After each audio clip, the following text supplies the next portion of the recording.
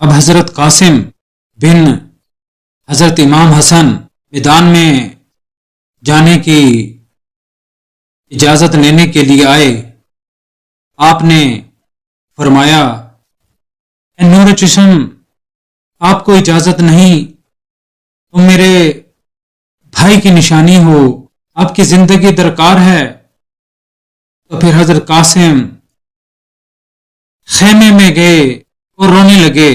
روایت ہے کہ اس وقت حضرت قاسم کو وہ تعویذ یاد پڑ گیا جو حضرت امام حسن نے لکھ کر ان کے بازو پر باندھا ہوا تھا، اور باندھتے وقت فرمایا تھا کہ جب تجھے کمال درجے کی مصیبت پیش آئے تو اس تعویذ کو کھول کر پڑھنا، اور جو کچھ اس تعویذ میں لکھا ہے اس کے مطابق عمل کرنا. اب حضرت قاسم کے دل میں خیال آیا کہ آج تک ہم نے ایسی مصیبت کبھی نہیں دیکھی تھی، یہ تعویذ کھول کر دیکھیں کہ اس میں کیا لکھا ہے. جب کھول کر پڑھا تو حضرت امام حسن نے اپنے دست خاص سے یہ لکھا ہوا تھا، اے قاسم، میں تجھے وصیت کرتا ہوں کہ جب تم اپنے چچا حضرت امام حسین کو کربلا میں بے حیاؤں کے مقابلے میں دیکھو تو اپنی جان اپنے چچا پر نثار کر دینا. اگر تیری والدہ یا تیرے چچا روکیں تو ہرگز نہیں رکنا. امام حسین کے آگے شہید ہو جانے میں عین سعادت ہے. حضرت قاسم نے یہ وصیت نامہ پڑھا تو خوش ہو گئے اور وہ وصیت حضرت امام حسین کے سامنے پیش کر دی. حضرت امام حسین کو وصیت نامہ پڑھ کر بھائی کی شفقت و محبت یاد پڑ گئی اور بے اختیار ہو کر دل تھام لیا اور فرمایا اے قاسم، جب مجھے بھائی کی شفقت یاد پڑتی تو تجھے دے کر تسکین ہو جاتی، تو نہ جا. مگر قاسم نہ مانتے تھے. آخر میدان کربلا میں جانے کی اجازت دے دی. حضرت قاسم میدان کربلا کے لیے روانہ ہوئے اور ابن سعد کے لشکر کے سامنے آن کھڑے ہوئے. روایت ہے ابن سعد کے لشکری آپ کی بہادری سے لرزاں تھے، اب کوئی آپ کے سامنے نہیں آتا تھا. تو پھر ابن سعد نے ارزق شامی سپہ سالار کو، جسے یزید کی طرف سے 10,000 دینار سالانہ ملتے تھے، بلایا اور کہا کہ کوئی جوان ان کے سامنے نہیں جاتا، لہذا تو 1000 سوار لے کر جا اور اس کا سر اتار لا. ارزق نے کہا اے ابن سعد، تجھے شرم نہیں آتی کہ مجھے ایک لڑکے کے ساتھ لڑنے کو بھیجتا ہے؟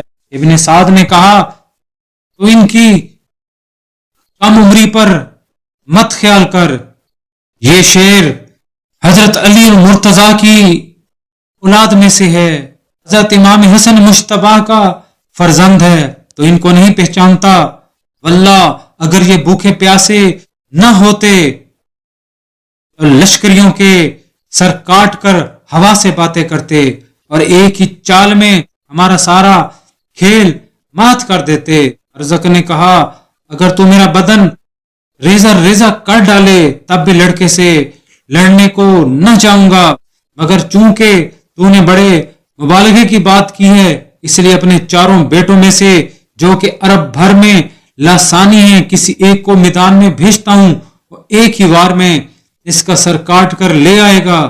آخر ارزق کا بڑا بیٹا تلوار ہاتھ میں تھامے بادل کی طرح گرجتا ہوا میدان میں آیا.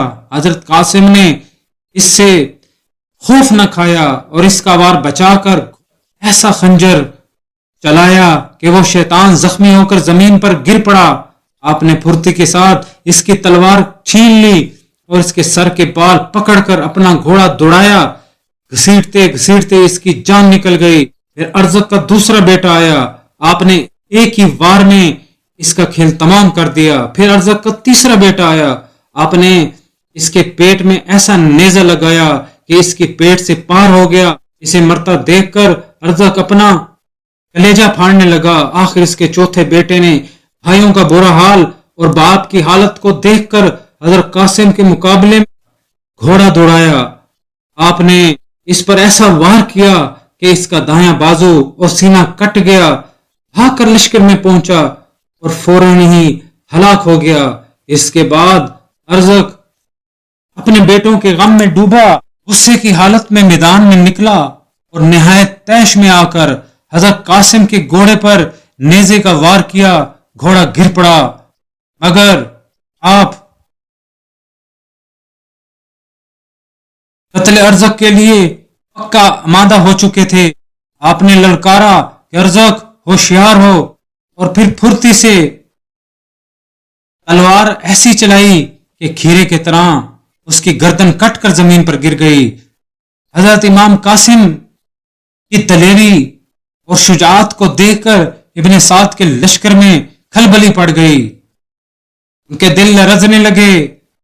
اب حضرت قاسم کے گھوڑے پر سوار ہو کر حضرت امام حسین کی خدمت میں آئے اور آداب قدم بوسی ادا کر کے عرض کیا، حضور اگر ایک گھونٹ پانی مل جائے تو امید کرتا ہوں اس لشکر شیطانی کو عدم کے گھاٹ اتار دوں۔ امام نے فرمایا، بیٹا قاسم، اب شہادت کا وقت قریب آ گیا ہے، بھائی صاحب آپ کے انتظار میں ہیں اور نانا جان آپ کے لیے آب کوثر لیے کھڑے ہیں۔ آپ دوبارہ میدان کربلا کو روانہ ہوئے، جو سامنے آتا ایک ایک وار میں ان کا کام تمام کر دیتے، حتیٰ کہ پھر آپ نے 50 سواروں کو ہلاک کیا، ان پر خنجر برسائے۔ ابن سعد نے جب یہ حالت دیکھی تو لشکریوں کو للکارا تو ہر طرف سے یزیدی لشکر حضرت امام حسن کے چاند پر سیاہ بادلوں کی طرح گھیر آئے اور تیر برسانے شروع کیے۔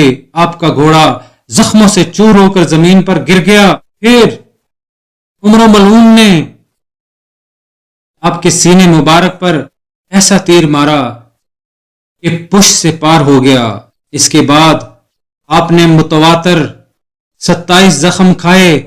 پھر آپ نے آواز دی، چچا جان مجھے لے لیجئے۔ یہ آواز سن کر حضرت امام حسین آئے اور اٹھا کر خیمے میں لے گئے۔ اتنے میں حضرت امام قاسم نے آنکھ کھول کر امام زمان کو اور اپنی مادر مہربان کو دیکھ کر تبسم فرمایا اور اس دنیا سے رخصت ہو گئے۔ اِنَّ لِلَّهِ